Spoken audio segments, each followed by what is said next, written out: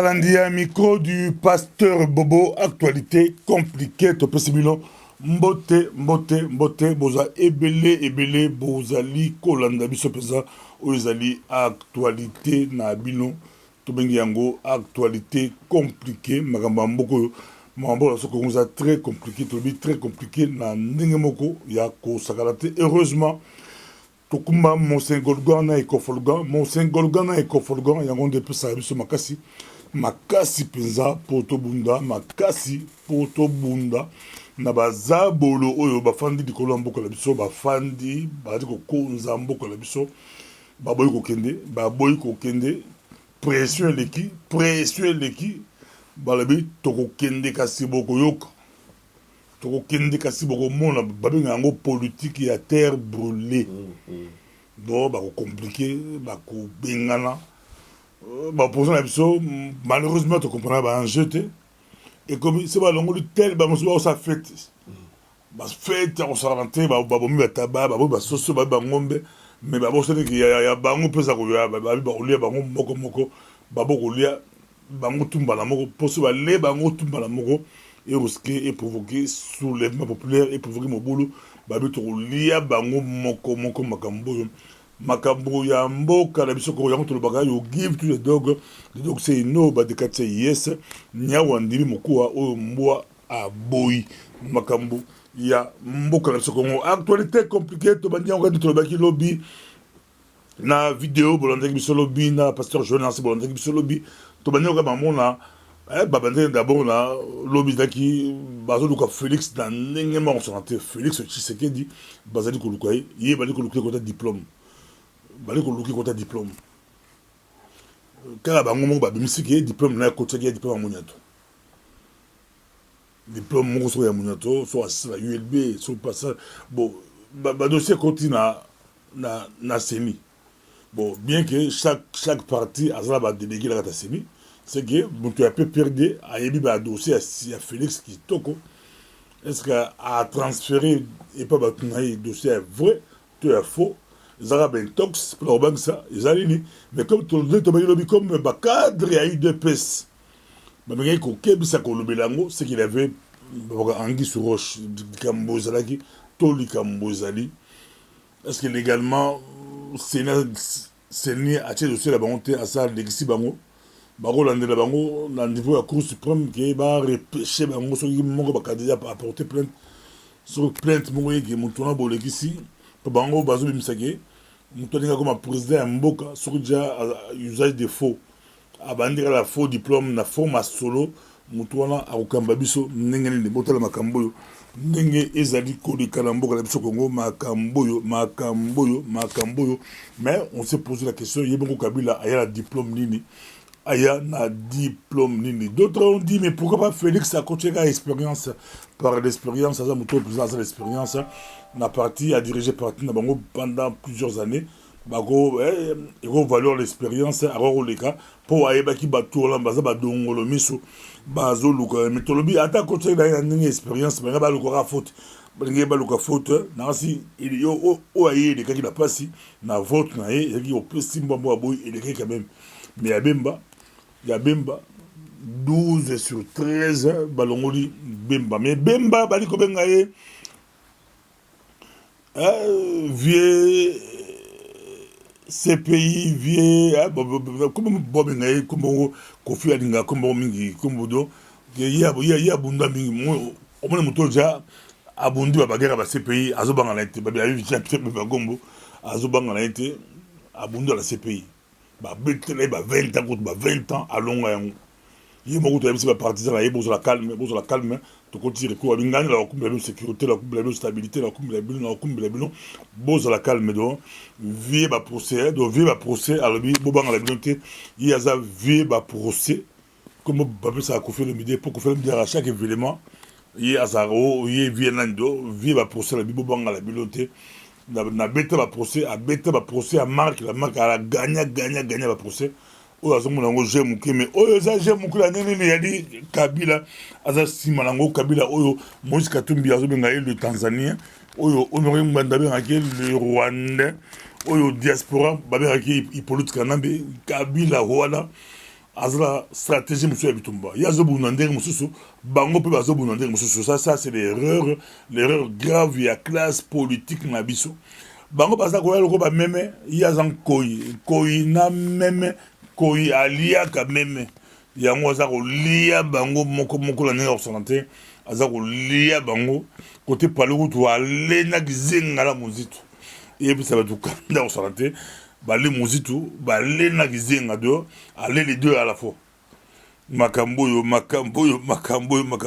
bien que la majorité bato ba condamné palou ba bien baludi il fallait botiquer la musique toi kende mais d'autres disent qu'il y a un peu de stratégie politique comme gizenga za combo ya savo de ba wolo za comme makasi peut-être bango ba utiliser vie combo ya gizenga ba bi gizenga au président mais il faut permettre palou à zo ba député de stratégie la gi bazwa ba député na kombogora ya gizenga bango ba ko recours c'est recours ngo ba ko prouver biso que gizenga a signé parce que yi ba kangi côté signature ba ba signé quitté au ville âge na déjà âge là dobi respect na mikolo na ba âge là ba maladie ba Parkinson ba nini pour simba bik za pas se ressentir ce que a rosimba bik yango nini Kabila ebi yango Kabila za kosakana batu Kabila za kosakana na bango makambo yo sami badi banga mona mboka mona ya centre président mona ya centre Kasaye ya centre Kabila abotoli nationalité makambo yo babotoli nationalité mona président ya centre congolais d'origine ingénieur achilongué d'aller là le lazala ingénieur achilongué to solo là congolais d'origine babotoli nationalité baboto non pour la canaille nous taboto les comme les Kabila hier mais quand la comme premier ministre écoute bazon salenga ba décret zali avec tambo mwamba ezali ba document zali bazon salenga nationalité d'origine et puis ngaza bon la centre papa langa congolais maman langa congolaise badi banga tuku to kabo yeza azara timide azara calme Kabila oya kolobisa batu badi banga lo bakate mais à cette conférence il y a moto avec housing aden tu as des vidéos badi banga la vie je me rappelle badi banga bautaka la île de Gorée badi banga bazaki ba José Makila au le ministre ba Vital Kamerhe ba groupe ba au la prison comme ba Franck Diongo dans cette émission na Vital Kamerhe dans cette émission na Franck Diongo dans cette émission na José Makila au la ministre José Makila na Franck Diongo ba boto bengela yo badi banga bo sa l'émission ba bengela badi banga mais bonjour badi banga lo bangate badi banga zali badi banga lo bangate na sali tout badi banga lo bangate badi banga kima alobate nzoka badi banga lo baka c'est une conférence de presse ya kafu na Kinshasa yango ndele ba internaute eza kotambola après ya Katumbi mikolo oyo tambola ezali ya badi banga Kabila alobisi batu mozito pas obetaye azobeta Kabila mais abatata mozito la si on appelle la tournée la tournée peut on appelle l'Europe makambo yo eza pasi po na mboka la biso Congo makambo ya mboka la biso Congo yo ezali ko pesa pasi donc officiellement bango tout ba continuer ba recours mais bana ki bango ke Kabila kolia bango moko mais pourquoi Kabila ezali ko lia bango moko c'est facile à comprendre na stratégie ya Kabila et c'est ba bimisa Shadari président ezali facile c'est facile comme bonjour ba bimisa Shadari président or ba candidat wana bali ko sala ombrage na Shadari tolobaki soit Kabila kotika Bemba na Félix a même tatiki bango soit à lia bango mibale parce que a repose sa opposition cadeau teke a longoli moko to be badeng muso ide passe ba osepela Kabila ko teke cadeau teke a longoli Bemba atiki Félix do ba osala tout ba do ba opposant faut pas amaile ba fanda ba solola ba bitumbango na nucilité makambo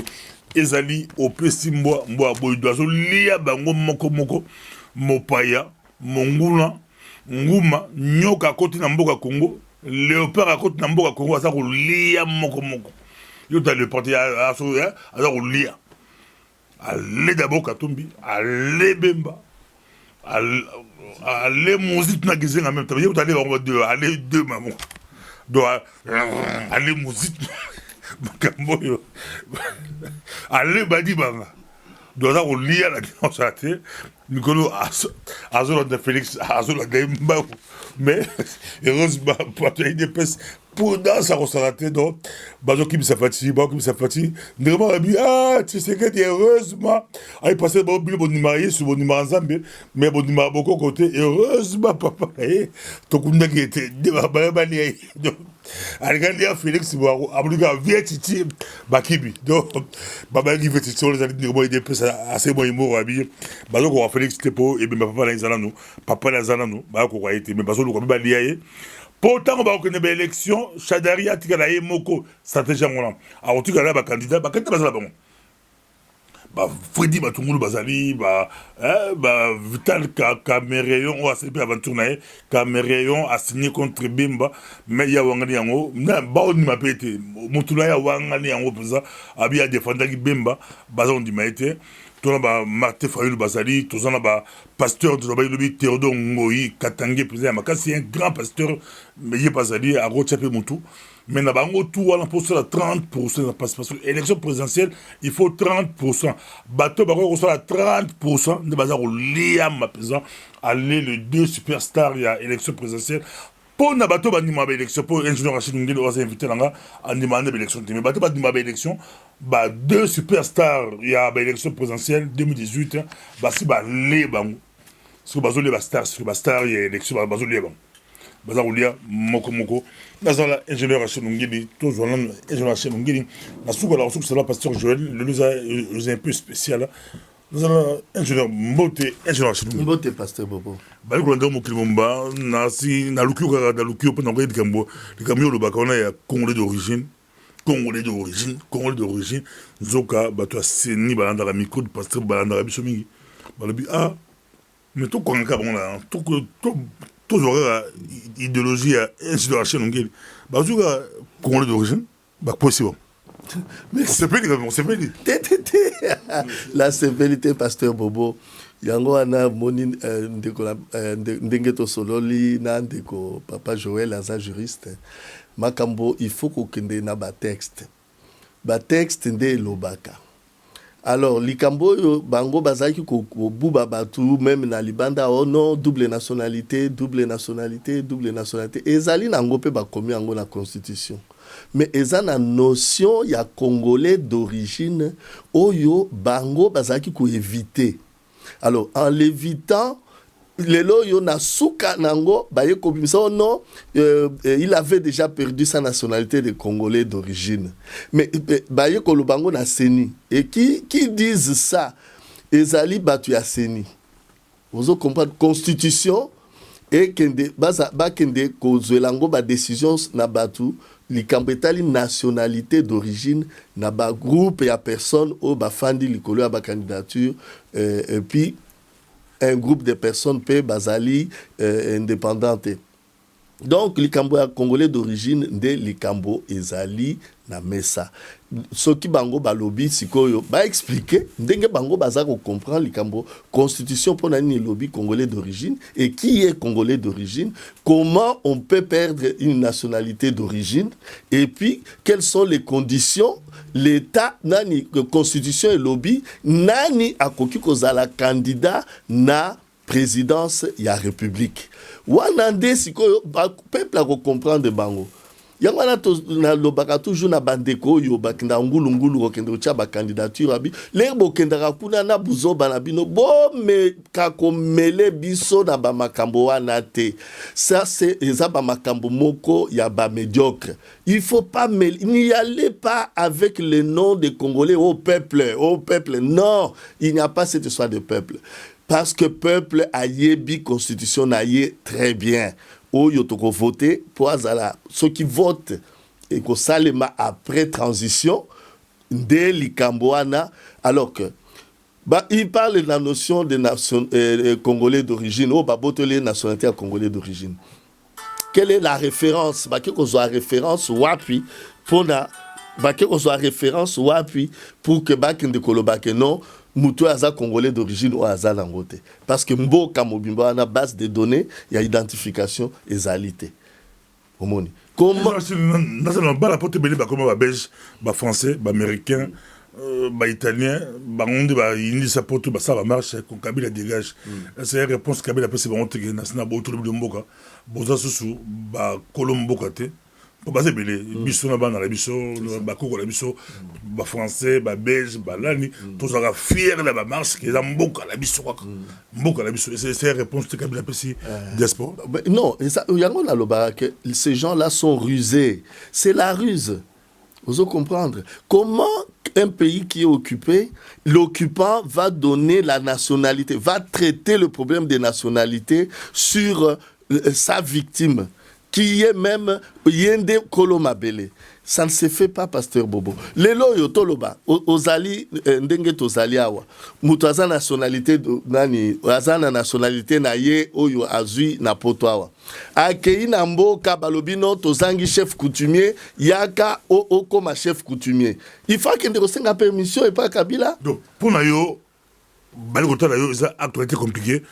pour le ingénieur Rachel Ngeli abi congolais mon côté d'origine ceux qui papa na yo maman na yo mboka za mboka na yo a to comme américain a to comme français on ko perdre nationalité d'origine au croquis ko perdre en côté parce que c'est pourquoi d'ailleurs notion congolais d'origine kende na nous na ba constitution sous et c'est baloba makambo d'origine pourquoi la constitution na biso kaka ya Congo balobi likambo ya congolais d'origine parce qu'il y a des Congolais qui ne sont pas d'origine. Mais bangonde bazoluke la biso ba problème. Les usurpateurs à nationalité, les usurpateurs de terre, les usurpateurs des familles, les usurpateurs des noms. Même Moutouazan na kombo na yeba rebelle, aye kocha kombo na komi Mutombo. Pourquoi? Parce que Alingi a se faire passer pour un Congolais d'origine. Pourquoi n'a posé peu de questions sous naba politicien congolais? Pourquoi un gars comme Roubert va se battre pour aller nommer avec les ordonnances présidentielles entre Bango un chef coutumier? Ça s'est fait où? C'est pour chercher cette nationalité d'origine là. Et c'est la classe politique c'est la classe politique to funda la tribu so badi banga ba funda badi banga ezaki ba opposant Congo balinga ne opposant ba funda guerre interne ba parti a comme premier ministre ba obimse dossier à Zaga belge bongo ba toboli ba mosusu ba bimina ba liste wala baza pe nationalité douteuse baza ba candidat président ya bango ba funda ba honte biso moko ba congolais po bo soigner na parti ils a passé congolais avant na yewa avant na yewa la entre parenthèses avant na yewa na la Facebook et puis c'est mort mobali aboy na mosnae mobali a faire ya couple ba famille baboy na mosi mais camarade à moi si azo finga mama banda na télévision tala ba like tala ba bazo landao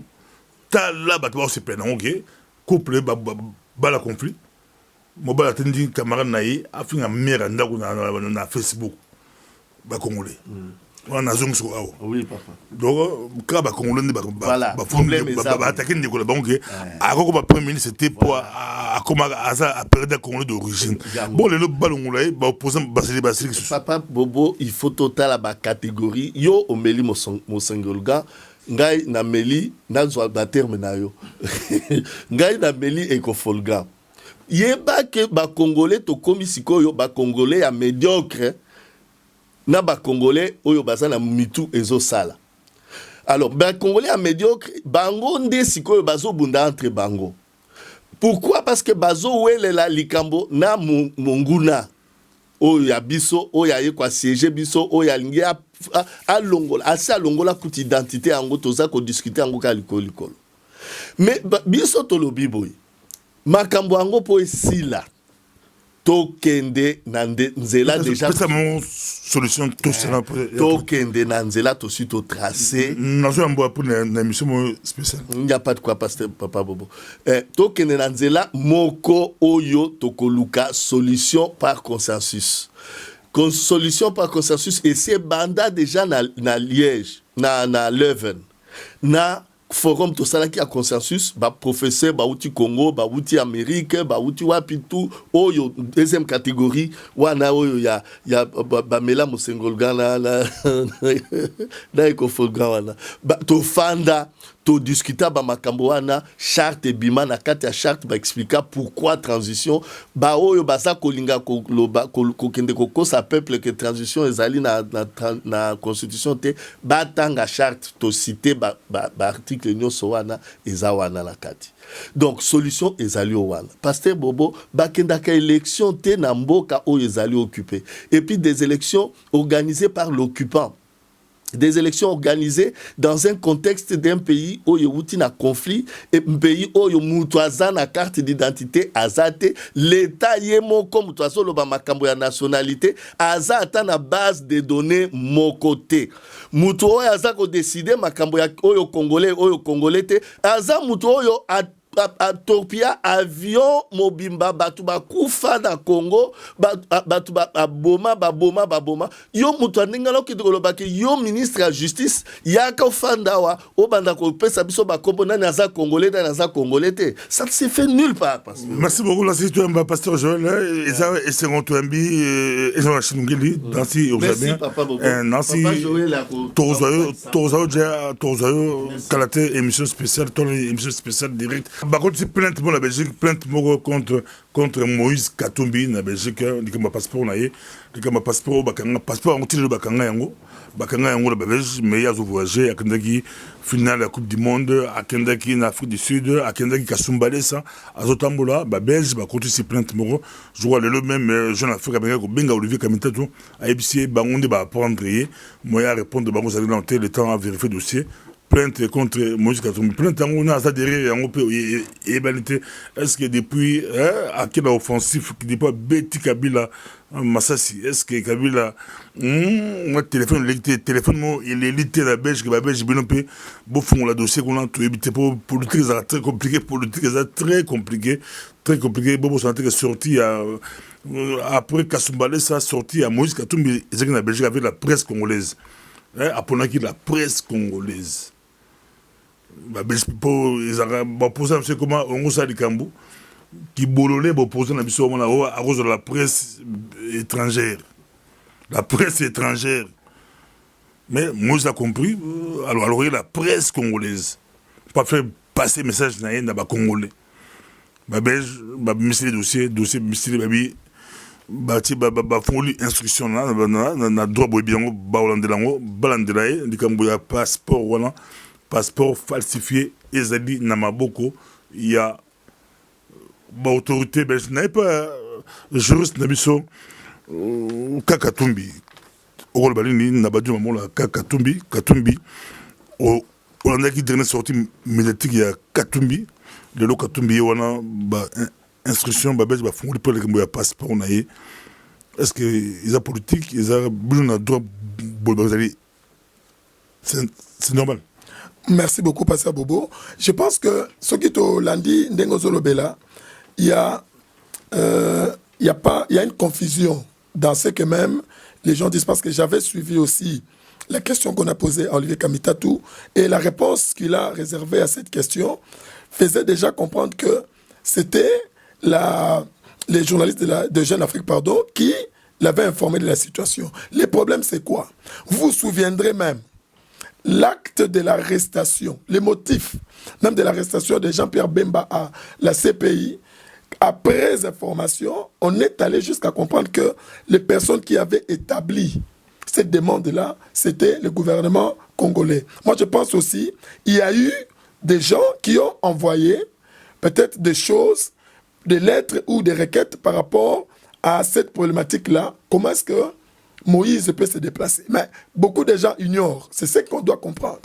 Quand beaucoup de gens ont parlé, par exemple, de la nationalité italienne de Moïse, quand les gens ont parlé de sa nationalité, je ne sais pas, on a parlé d'Italie, zambienne. Ben, est-ce que les gens voient le passeport avec lequel il sort? Ça, on ne sait pas. Mais beaucoup ne comprennent pas. La notion là, même de la nationalité qui est exclusive, ça ne voit que notre pays, le Congo. Mais est-ce que même la Belgique, il faut qu'on comprenne aussi quelle est la nature de cette plainte-là dont on parle? Est-ce qu'on parle sur le fond ou la forme? Est-ce que plainte le mandat d'arrêt au Batindeli na Congo et comme le pays mogo et comme le nasi mogo a ironisé et au Belgique, il y a un peu à matin. Bah, je pense que ça valable. Pourquoi? Parce que dès lors, Moutou Obolbi a recherché. Tolandana nous droit de terre. Moutou a recherché dans l'étendue d'abord nationale. Azo ya pas quota. La place bozo lukaye, bo kota saye bukangie. Bobo ikutu ko kota saye binomoko na frontière. Bien aimé. Wane komi tozo ko sala ndenge ka papa chez la lobaka to komo sala politique ango ya bana mike jeu de gamin. Mais là c'est pas le quoi. Et comme jeu de gamin, papa, ngala bi nazolingo kango na lupangu nanga oye na lupangu na tiki yo. Nazala kanga muyibi na tiki yo na bi bozongise après tango ke na bi nazolingo kangaye tout na nazo sekanani. Qui se moque de la charité? Tout ça, bango tu vas recours la bango. Est-ce que bah recours la bango et quoi aboutir? Quelle est la chance bazar lango? Na user juriste, bango tu vas recours. Bien que biso ton numéro d'élection et le bon temps nanda, me connaît dans ami Keru Maizo, albi foufou la main Mali l'été makamboyo foufou main ils ont moto occupation et j'ai albi bagana élection na pays occupé barobo tout la le pouvoir bozo apé en côté attends gagner bozo en côté mais bon pour ça la bisaba tout makasi mais tout que la logique là bon ça logique là bon quelles sont les chances est-ce que bakou wala pesa baro décider peut casser décision il y a Seni Balexi batona c'est possible na Congo na pays africain il est possible on peut se mal bas quelles sont les chances? Bon sur base il y a principe de droit où il dit que la justice, donc le juge est inamovible, je peux dire que Bazan a espoir. Mais ceux qui, les juges qui vont siéger, Bazan, qu'on dépendre d'un pouvoir en place, je pense qu'il y aura vraiment moins de difficultés. Mais si je dois émettre mon avis en tant que juriste, tout l'andi baka par cas, tout ce cas, il y a Mozitou, il y a Patriarche, à qui vraiment j'ai beaucoup de respect, pour qui j'ai vraiment beaucoup de révérence. Torotalananou, quelles ont été les motivations qui avaient milité à leur irrécevabilité? On va comprendre que pour Mouzitou, il était question que Ayebaki ko désistait na appartenance na Yapalou si il a des preuves qu'il avait. Si azobanga bien na auka mawa longwa aboko longwa bakupila vile wana tamsusu wana imoro na passer bobo soki azala ba pièce oyo ezolakisa réellement que c'était retour du parti et il y a des procès verbaux prouvés bien datés. Je pense que en tout cas à moins que Kato le bandere babi même la justice est sous occupation, mais un juge qui vraiment est responsable et qui jouit de ces principes dont je parle, d'inamovibilité de la justice et des juges, à détruire sa décision oyo ya CNIP, kozongisa ko réhabilité, yena ba droit na ye, oyo esengeli azala candidat. Mais non, ce qui toke Gizenga. Il faut qu'on voie d'abord pourquoi Baboya qui va lobby, la signature est acquittée. Mais au lobby à Solo, peut-être que le village du patriarche, les gens ne comprennent pas parce que dans l'acte constitutif, il y a Palou, Bateau, Bassina, Actuana, Bagizenga, il y a aussi Jason Sendou. Donc d'une part, d'un côté, j'ai un héritage. Sendou, la Katanga à Sinanga Palou. Mais Bateau, Bakrea, Palou, Bassendou. Oui, Bangatazan, la Kat. Oui. Oh. Même à Congo, ça m'a cassé. Il y a un problème. Au moment même, je vais expliquer. On a droit, on peut signer, on peut mettre une paraphe, il peut même mettre le pouce. Mais attends, devant cause pour nous. Soit tu as pouce. À quoi tu as même pouce naïe, bango siko nde bayebi bazana ba fichier oyo électoral ya ba année précédente oyo ya salaki ba élection akoko chango batali ils peuvent aussi si réellement nous sommes là je parle au cas où les juges et je m'adresse même aux juges de la Cour suprême dites le droit dans toute indépendance possible. Mais bien nous en 3 ans sur akoki ko tcha libokote. Aocha liboko akoki tcha. Par question brocheta. Te aocha basimbi ache eza problème te. Et il peut même aussi déclarer sur honneur. Parce que beaucoup ne pensent pas seulement la signature. Il peut déclarer sur honneur avec présence, il y a certains avocats, Oyo Baza accrédités et qui peuvent sur honneur dire que oui, on a recueilli son avis. Bemba, je vous ai dit, même Monsieur Tuzaki Liboso, sur le plan juridique, Pasteur Bobo, si nous regardons la loi électorale de 2018, nous allons voir à l'article 10, dans 3e point, ils disent les personnes qui ont été frappées par des mesures judiciaires irrévocables pour cause de corruption, pour cause de viol et beaucoup de choses, elles peuvent être déboutées. Et c'est sur base de cela qu'on a débouté Jean-Pierre Bemba. Maintenant, moi je ne parle pas par rapport à l'analogie entre subornation des témoins et corruption. Mais moi je vais au-delà. Regardez cette loi de fond en comble. Bon, on a que cette loi n'est pas précise. Ne précise pas quel genre de décision. Est-ce que ce sont des décisions prises par les cours et tribunaux congolais ou internationaux? La loi n'est pas précise. Lorsque le législateur n'est pas précis, c'est comme ça que nous devons interpréter cette loi. Quand on va l'interpréter, on voit que l'idée du législateur, et je pense que les avocats de Jean-Pierre Bemba qui ont introduit les recours ont eu connaissance à cela. On parle des décisions, Pasteur Bobo, où il y a CPI, ils ont Badibanga, tout sur ça, Badibanga. Badibanga, je vais le dire, Pasteur Papa Achille l'a dit ici, moi, je ne vais même pas parler des Congolais d'origine, moi je vais aborder dans le sens, il y a la nationalité belge et congolaise, Batubaye Barangote, jusqu'aujourd'hui, la charte coloniale et la loi fondamentale donnent à tous les Congolais. Toza, la nationalité belge, il est toujours congolais, c'est la même nationalité. C'est ça qui a fait que... non? Mais Mitata, il y a Badi Banga, avant 60, non? Moi, là, il y a un effet sur lui